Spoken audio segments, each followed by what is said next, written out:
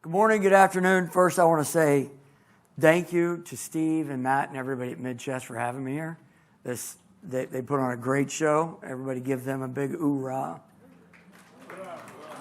We got to be louder than that, for God's sake. Give them an oorah. Outstanding. All right.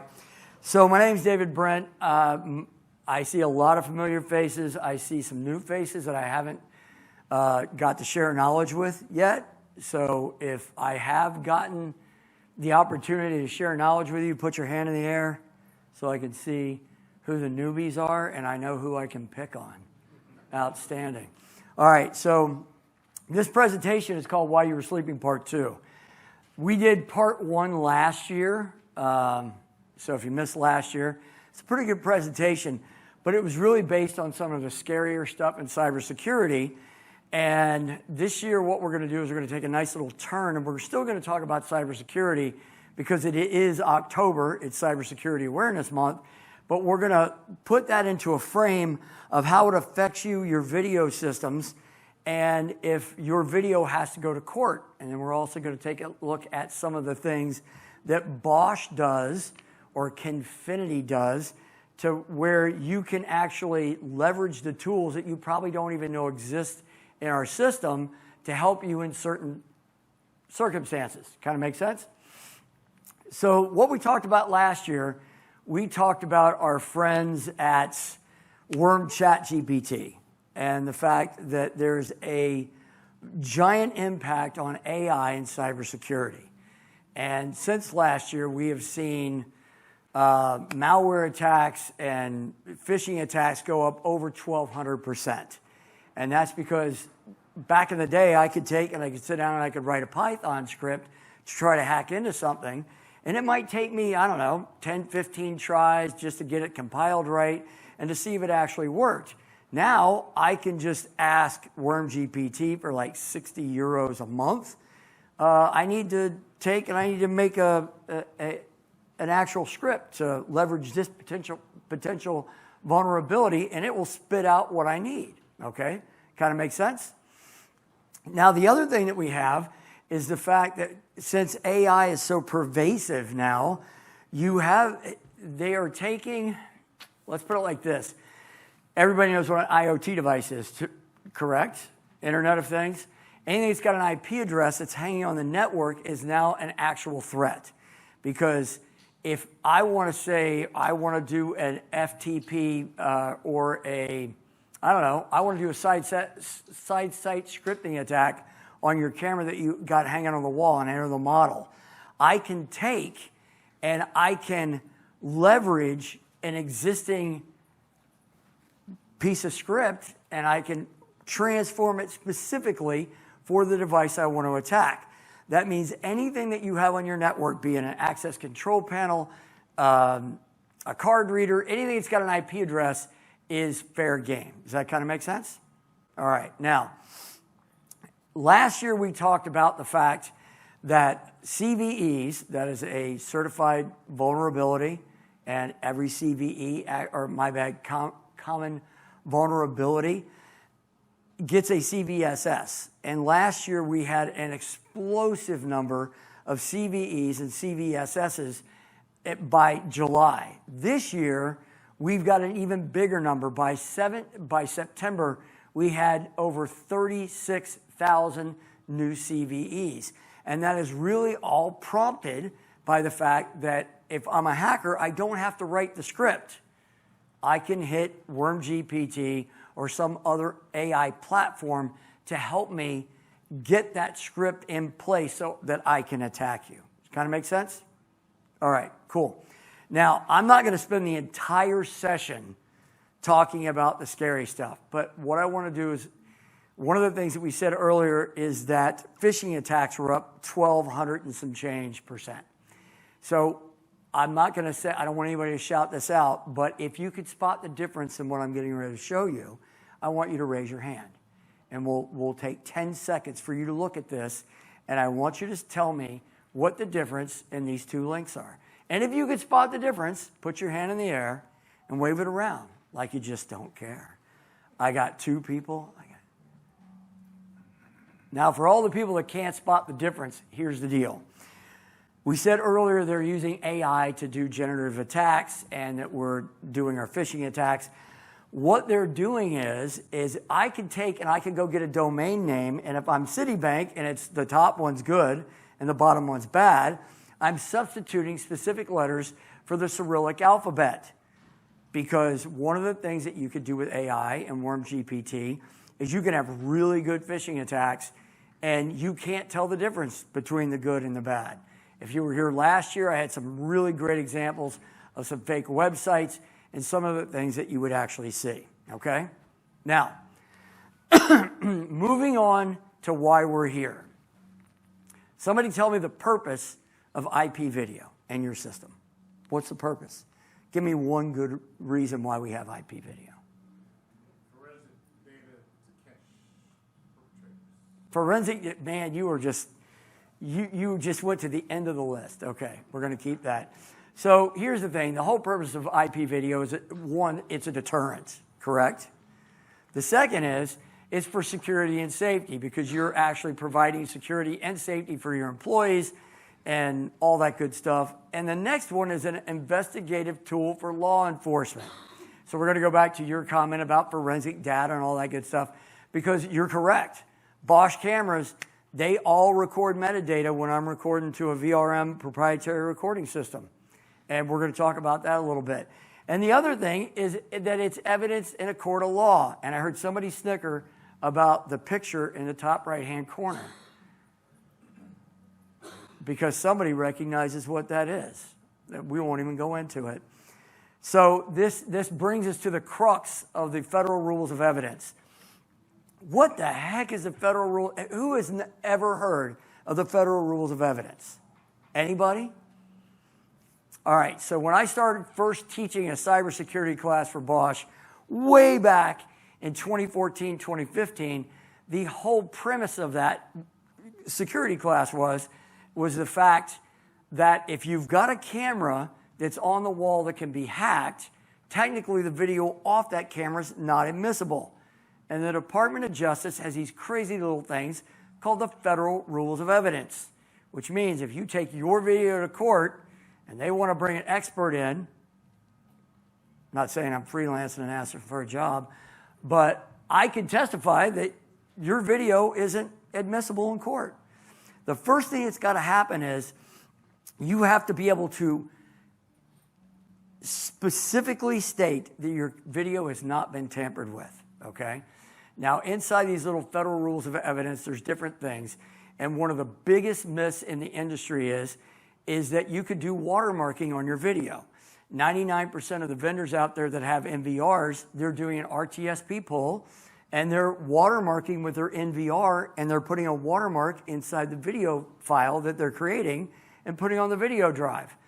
Now, there's this crazy little thing that's been around for a long time. The first one is Swigget, which has been retired, and it was followed up by an industry standard called SWEDGE.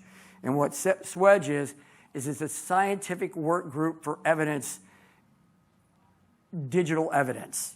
Swigget was originally founded by Melody Buba out of the Quantico lab at FBI, and everything that they did got grandfathered into SWEDGE, okay? One of the first things I learned from her when I was working with her on some evidence video from a particular incident we won't talk about is that if you're doing a CRC checksum, you're doing watermarking with your video, technically that is considered and has been stated in federal court cases that is video tampering because depending on how you're doing your CRC checksum, you are putting an indelible mark in the iframe of the video that the NVR or archiver is creating. There's like 5 different ways to do CRC checksums. CRC checksums is technically developed to detect if you have got any kind of corrupt data coming in. It's not there for a validity job, if you will. Does that make sense? Now, all Bosch cameras have the ability because, and if you've ever set one of my classes, every one of our cameras has what in it is called a crypto coprocessor. It's a cryptographic module. We're going to talk about that more in a little while. And our newer devices have what is called a secure element. Now, with that, having an actual cryptographic element, you have the ability that when the camera is producing video, it is creating a hash of the video it's producing as it's recording it. Does anybody in here not understand what a hash is? A hash is a calculated summation of the data fixity of a file. So one of the things I teach in my cybersecurity class, if hashes are used from everything from signing keys to analyzing if you have malware. But if I take a file and I change one little thing in a file, it could be just changing a big B to a little b, my hash will change. Make sense? So one of the things that all of our cameras could do, we could generate a SHA-256 hash, and it gets embedded in with our video so that if you have to go to court, you could say, look, my hash is valid, and I can prove this. And I'll show you a couple different things that we could do with this. Inside BVMS, if you have video that is recorded via VRM and is embedded with a hash that the camera actually produces with the video, you could take and authenticate that video in BVMS, and you can either do it with or without certificates. And the reason I point this out is because every one of our cameras, I said earlier we have a cryptographic coprocessor or secure element. What we can do is we can take and we can sign off our own certificates and embed them with the video. So if you want to go to that extent, you can validate your evidentiary video either with a certificate or without a certificate. Kind of make sense? Outstanding.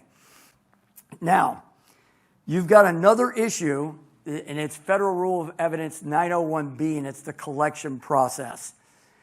And this falls into chain of custody. Now, there's a couple things I want to touch on in here.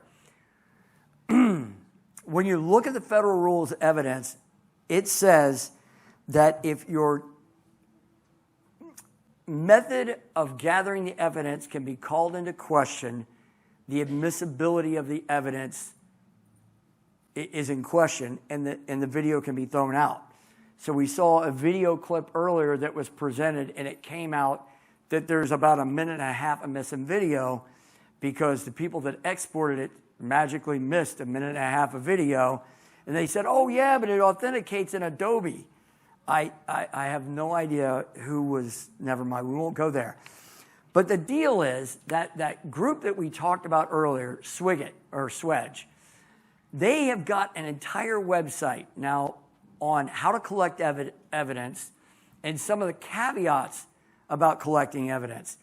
Now, I'm going to show you a couple documents that are from this year. And this is where you have to start thinking about things and being concerned. First of all, they've got an entire library of how to collect evidence. And they do this because there's a lot of law enforcement people out there that don't know how to collect evidence, right? But there's a couple things that they tell people to do that might not be the best advice, okay? So the first document we got here, at the very top line, it says you may have to take the entire DVR.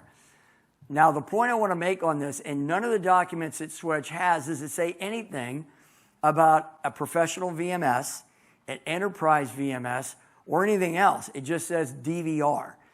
This document that I'm showing you right now was certified in 2025. So they're working on some standards from like 2004 and 2005, and they don't have the people to update it. Does that make sense? Now, this is the advisory that they're giving officers when they go out and they have an incident, okay? So it will literally say, if you don't have the expertise to access the video, I got a question. How many of you guys work with BVMS? How many of you guys know how to access the raw iSCSI data in a VRM system? I got two people. I know you do because you were with me last week. So you're going to take an officer off the street that doesn't know anything about video, and he's going to have to gather evidence the right way. And if it's too large, they say just take the whole thing. Now, I pulled all of the video evidence for 9/11 out of Dulles Airport. And they were going by this. They literally shut down all the DVRs and pulled all the tapes out of the Qualstar libraries. You can't do that anymore, because if I've got a large facility and I've got, I'm going to take an example of a facility in Atlanta that has about 2,800 cameras and 4 petabytes worth of storage spread out over multiple terminals. Can I pull 4 petabytes worth of storage out of a facility like that? I'm going to need a semi-truck, and then they're still going to have to call somebody to tell them how to put the system back together. Does that make sense? Okay. Now, with that being said, there's a sub-rule of this called the best evidence rule. And the reason I'm really going to stress this is because after that video clip that we saw the little thing of, more and more people are calling into question the evidentiary process in which video is gathered, okay? So technically, there's a stipulation that if you're going to present evidence in video, the federal judge could say it has to be the original evidence. It can't be a DVD copy, okay? So you've got an option. You can either pull the whole entire NetApp stack out, or you can give them DVDs and hope the judge says that's okay. In either case, we've got a solution. And the second issue I'm going to go with before we go to the solutions is if there's a backlog in all of your forensics labs across the United States, okay? I've got a picture here of a backlog from Richmond. Right now, the Richmond Forensics Lab has a 200 to a 235-day wait time on any case evidence actually being seen. Now, while this is a biological lab, for DNA and stuff like that, it's no better with the digital labs that are out there. Does that make sense? The other issue that we have is that currently right now, there's between 250 and I think 350 different video codecs. So if you've got a responding officer and he has to actually take and be able to say, I'm going to seize the evidence, how does he know how to access it when it could be one of either 250 to 350 different file formats? Does that kind of make sense? So you're starting to run into an issue to where it could be collected the incorrect way. So we have an issue that most people in the industry, we have a solution in BVMS that most customers don't even know about. You have the ability to protect video in BVMS.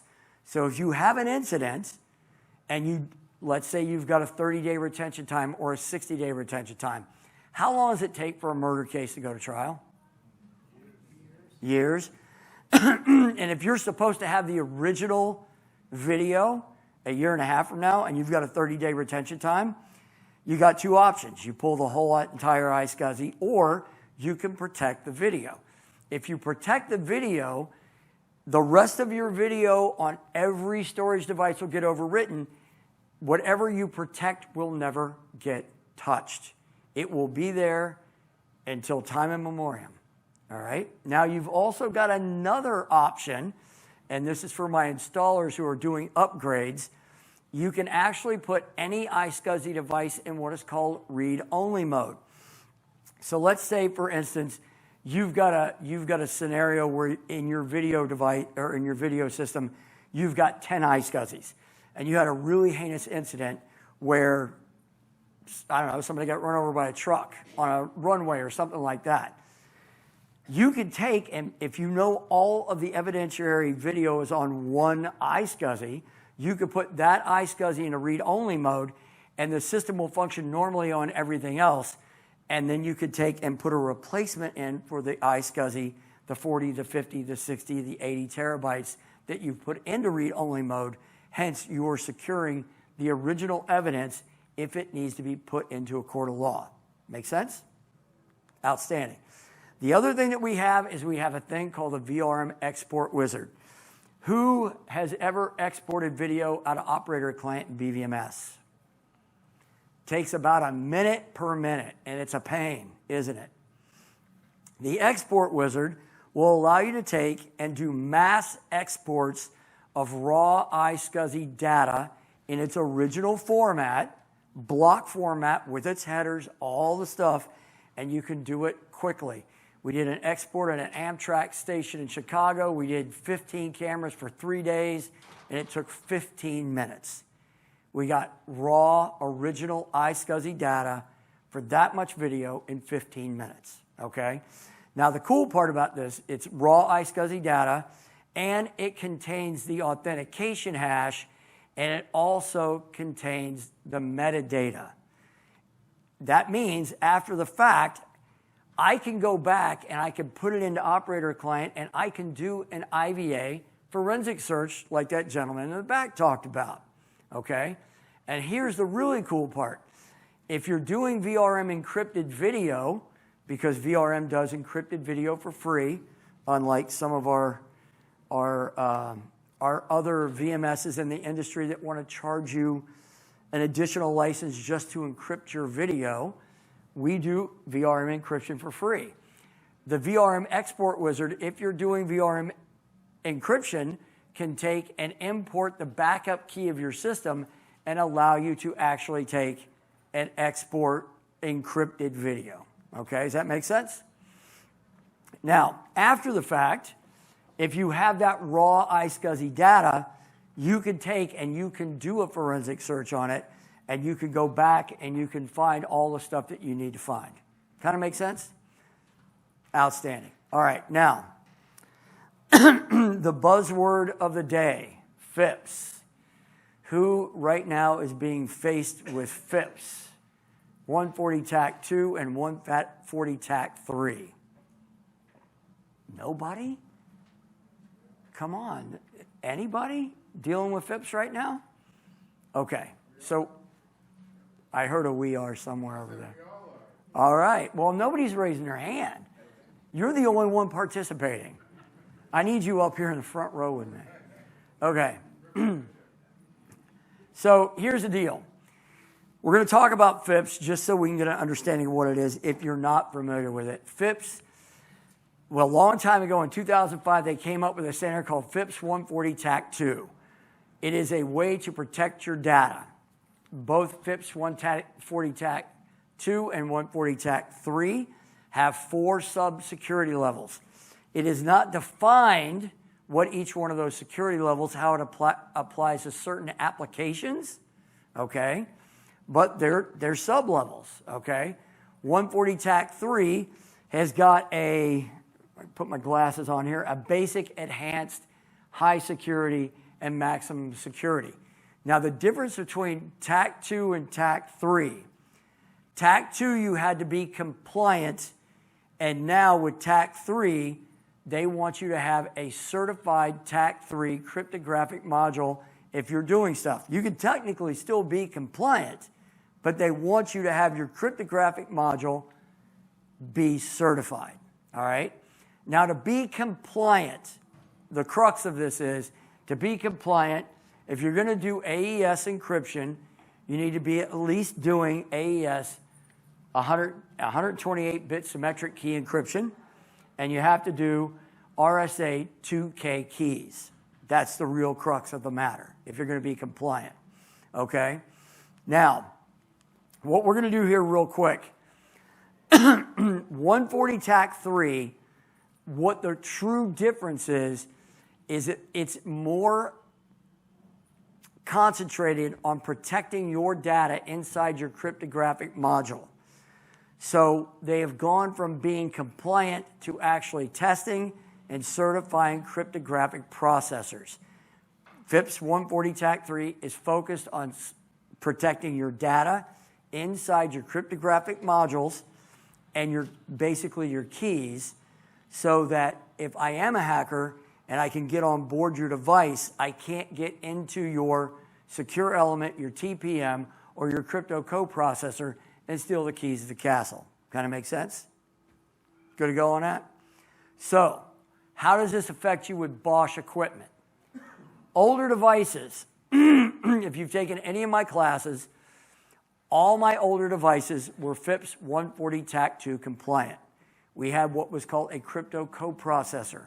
That is that chip right there, by brand, by name, embedded inside the camera. It did a great job. It housed our certificates. It did everything we wanted to do. It's not a TPM. A TPM is more like a wallet. A crypto coprocessor is more like a printing press. I can give you a $5 bill. You can put a $5 bill in your wallet. That's a TPM. This guy right here can take and do a signing request. It can generate its own certificates. You can load certificates. You do whatever you have to do. Newer devices, CPP 13 and 14, had a secure element. The advantage of the secure element is you can now do TLS 1.3 and you can do 4K certificates, where the older crypto coprocessors could only do 2K certificates and TLS 1.2. Make sense? Now, you're going to notice that when I go, hello, Frank, oorah, you're going to notice that when we get to the 14s, 15s, 15s, 16s, and beyond, we now have a FIPS certified 140 TAC3 secure element inside all of our cameras.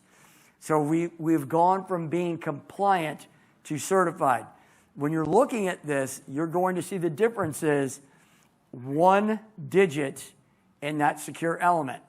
And I got a lot of people that go, well, you know, there's another camera vendor that has a FIPS 140 TAC2 certified TPM.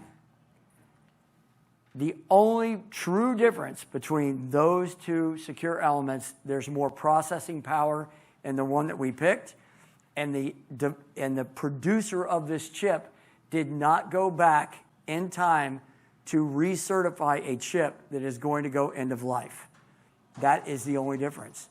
So the FIPS 140 TAC2 compliant chip in the middle is just one model number off the certified chip, and it's got a little bit more horsepower. Make sense? Okay, cyber hygiene. Somebody was outside earlier and we were talking about hygiene, and they said he had like 15 or 16 sites, and he had to decide what to get rid of because he had some really old stuff. So if you've got a system that is really diverse with a lot of older stuff, I know there's a few customers here that are upgrading from really old systems with analog and matrix and all that good stuff, and they're transitioning to all digital, or they're in the middle of that transition. All of our old encoders and the CPP3 devices, if you have any in the system, they had an RTOS. That's a real-time operating system. They didn't have an open Linux like the older competitors used to have.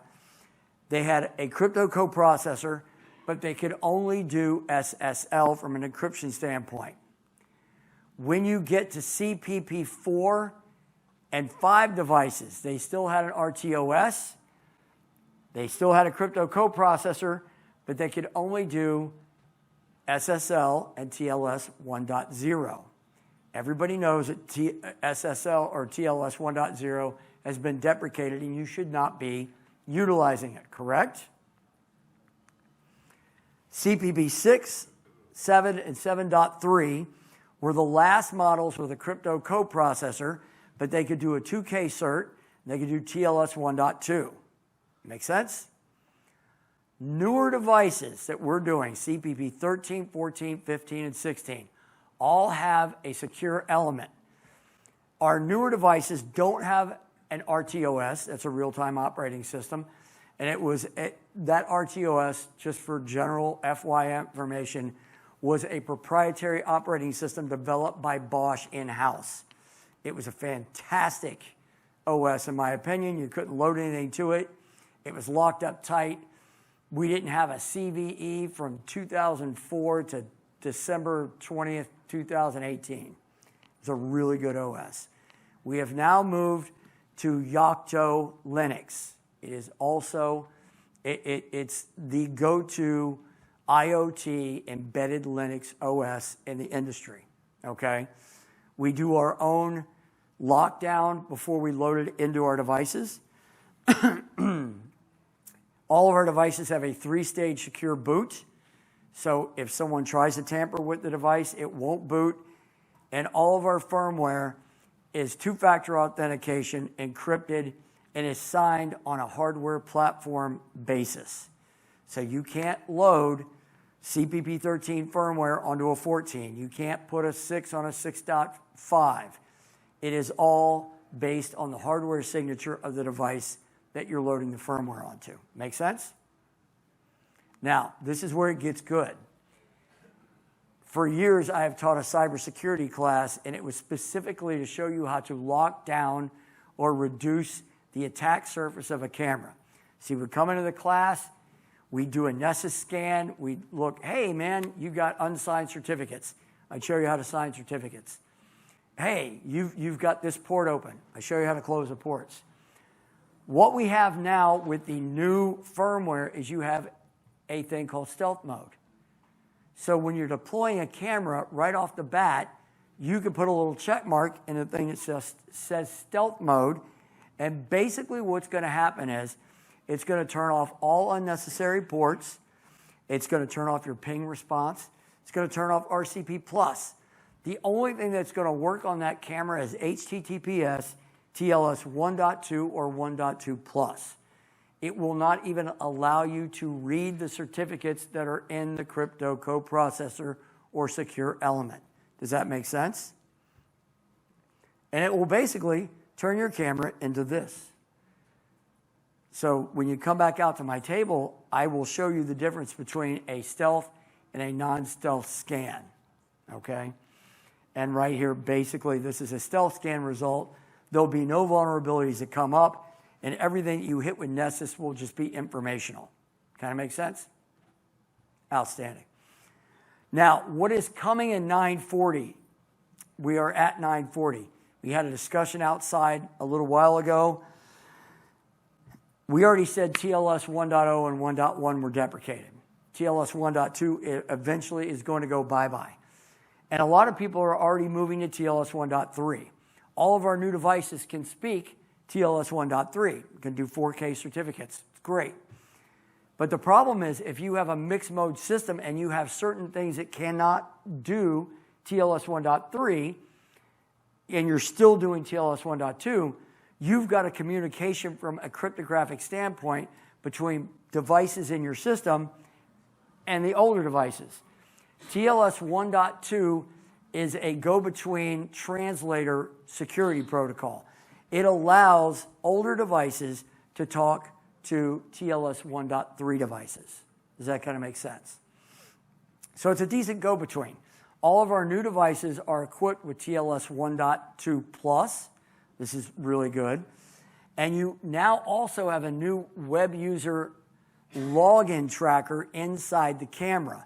So if you're trying to track who logs in and who logs out, you have the ability to do that as well.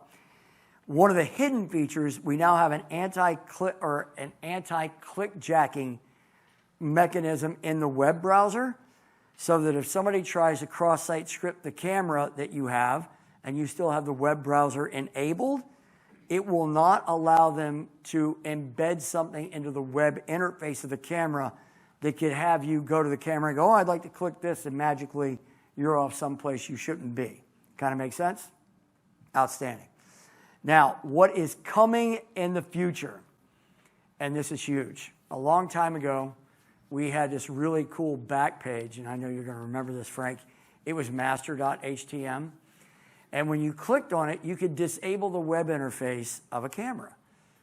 Now, currently right now, there's about 26 billion IoT devices in the world. That means anything with a web interface is fair game. Because if I'm a hacker and you're an IoT device and you've got an IP address, the primary way I'm going to try to attack you is I'm going to try to hit your web interface. And if I can, I'll do a cross-site scripting attack. Because if I can get into your HTML code, I can put malicious scripting in it to have you either go someplace else or download something you shouldn't be downloading. Kind of make sense? That's bad juju. You don't want to do that. So they took, because we're so heavy on OWASP testing, that's Open Web Application Security testing, with our devices, they took that page in the background out. So what we've got coming in 960 is huge. You have the ability to completely disable the web interface on an IP camera. That means You've got it in stealth mode. It's only going to communicate to your VMS with HTTPS, TLS 1.2, and there's no web interface. So you've not only taken and reduced the attack surface, you've eliminated any possibility of a web attack on the camera itself. Does that make sense? So I think that's really huge. The next thing that we've done is that you can now use elliptical curve certificates. The new secure elements will produce say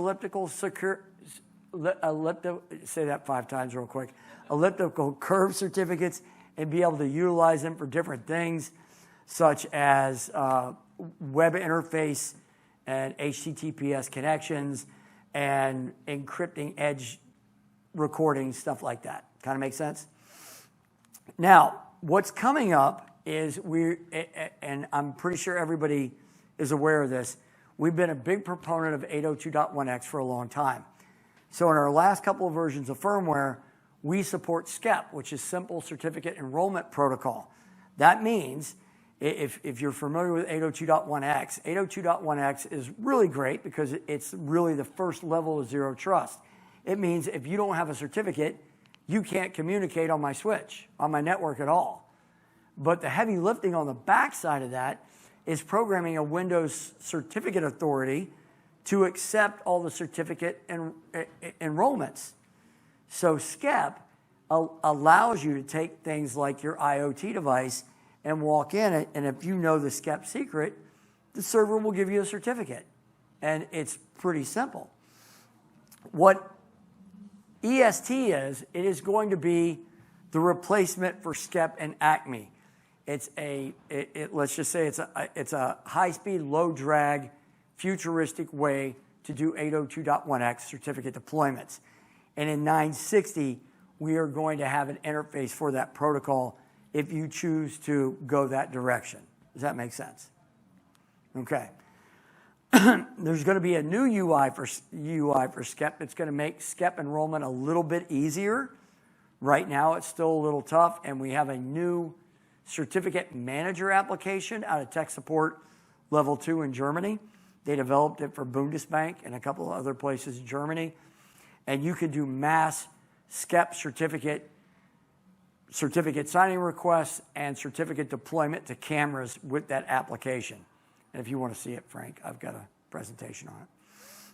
And there's also an enhancement to the firewall. Who in here knows that all of our cameras have a built-in login firewall?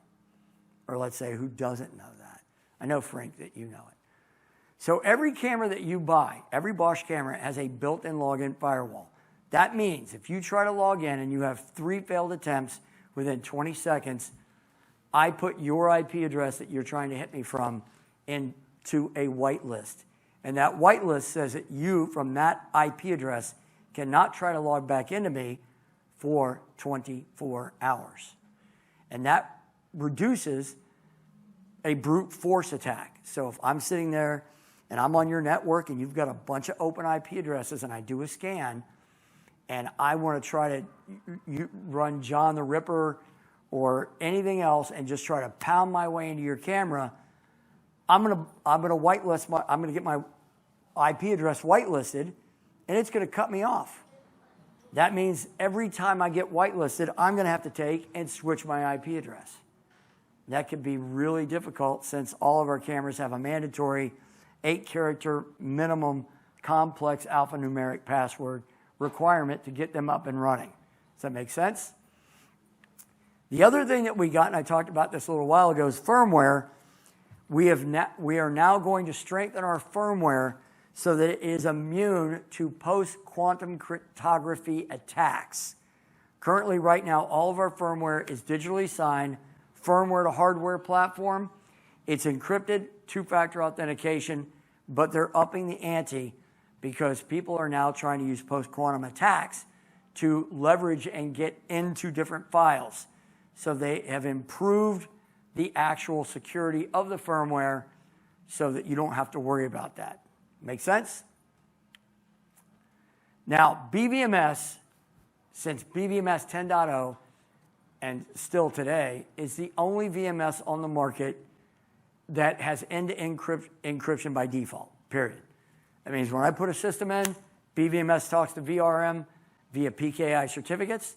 VRM talks to the operator client. Every piece of the system is forced to use HTTPS TLS 1.2 at a minimum.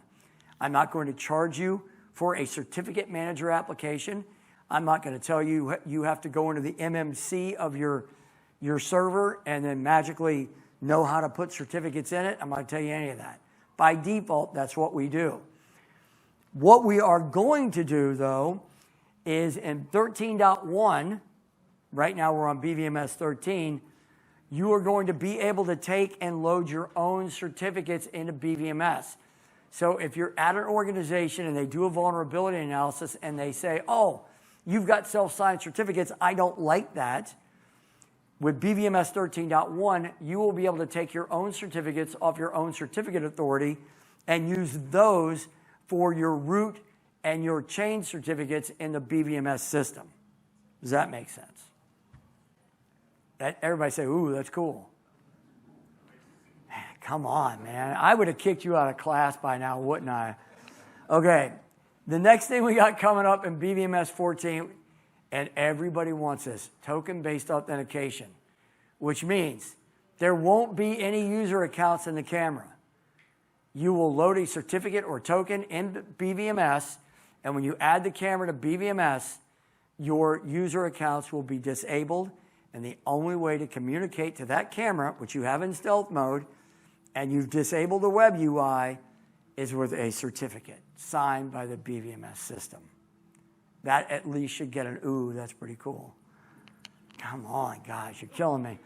All right, the other thing, and if you're familiar with Configuration Manager, we have had a really cool thing in Configuration Manager forever. It's called the Micro Certificate Authority.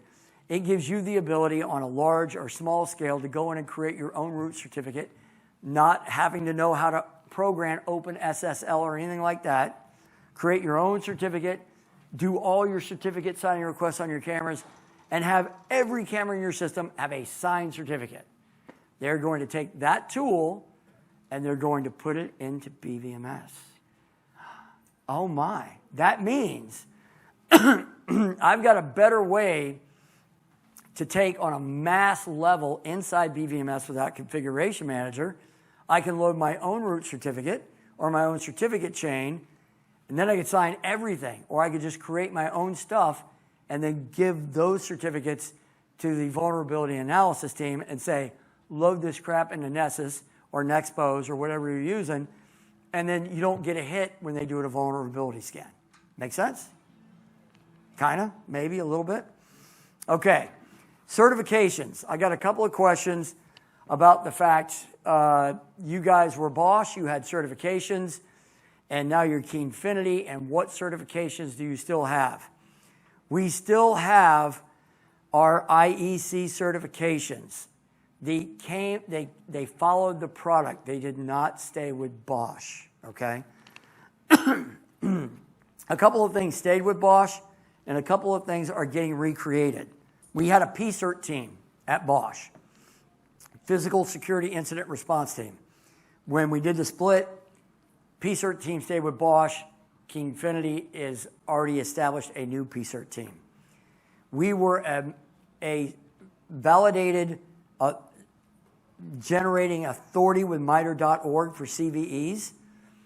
We are now creating we are now becoming a new signing authority with MITRE.org as Keyinfinity. Bosch kept that title.